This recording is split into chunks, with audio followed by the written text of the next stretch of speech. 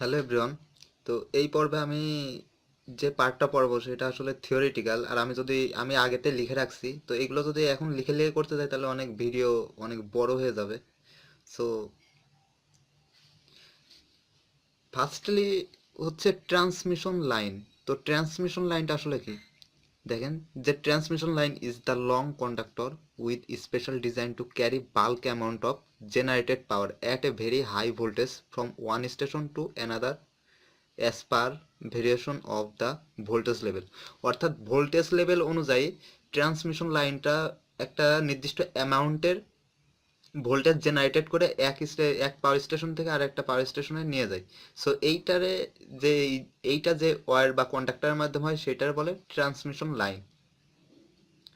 ওকে, তো এরপরে এই ট্রান্সমিশন লাইন হচ্ছে টু টাইপসের। একটা হচ্ছে হাই ভোল্টেজ ট্রান্সমিশন লাইন, আর এটা হচ্ছে low voltage transmission line.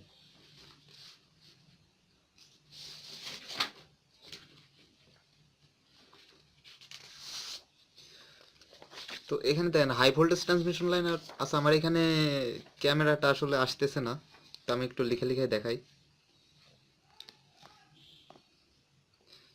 High voltage transmission line বা হাই ভোল্টেজ ডিসি, আর একটা হচ্ছে AC.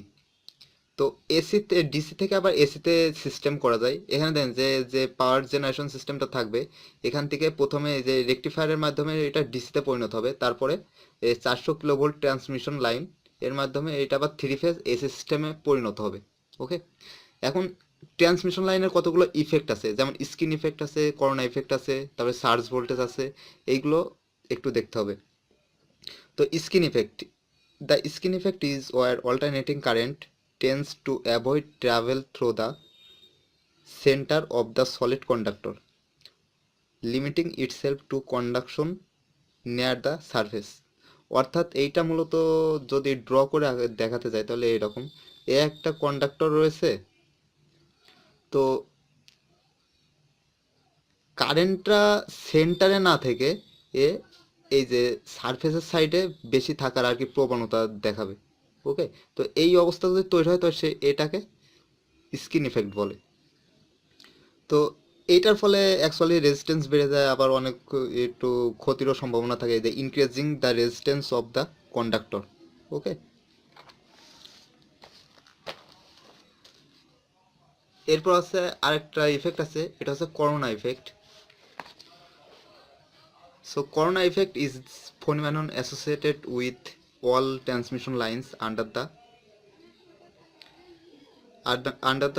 certains the localized electric field near the energized components and conductors can produce a thin electric discharge of or corona।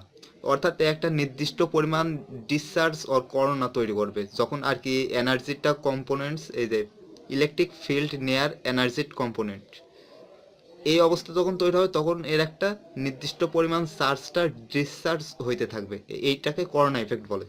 So that cause the surrounding air is a modules to ionize or undergo a slight localized sense of electric charge। Okay, আর surge ভোল্টেজটা হচ্ছে হঠাৎ করে একটা নির্দিষ্ট পরিমাণ voltage বেড়ে যায় এক্সেসিভ পরিমাণে, এই নির্দিষ্ট পরিমাণ ভোল্টেজটা বেড়ে যাওয়ার যে প্রবণতা এটাকে বলে সার্জ ভোল্টেজ।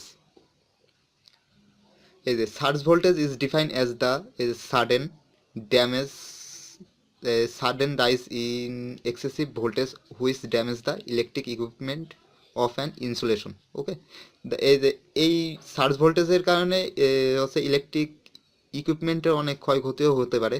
আবার the over voltage in the lines occurs because of rise in voltage between both phase and ground. Okay, তো এই তিন রকমের, জাস্ট এইগুলো জেনে রাখলেই হবে, যে সার্জ ভোল্টেজ, তারপর হচ্ছে করোনা ইফেক্ট, স্কিন ইফেক্ট, এগুলো কি, এগুলো আপাতত জেনে রাখলে হবে। তো এই থিওরিটিক্যাল পার্টটা এই ছিল। তো থ্যাংক ইউ এভরিওয়ান, দেখা হবে নেক্সট টিউটোরিয়ালে।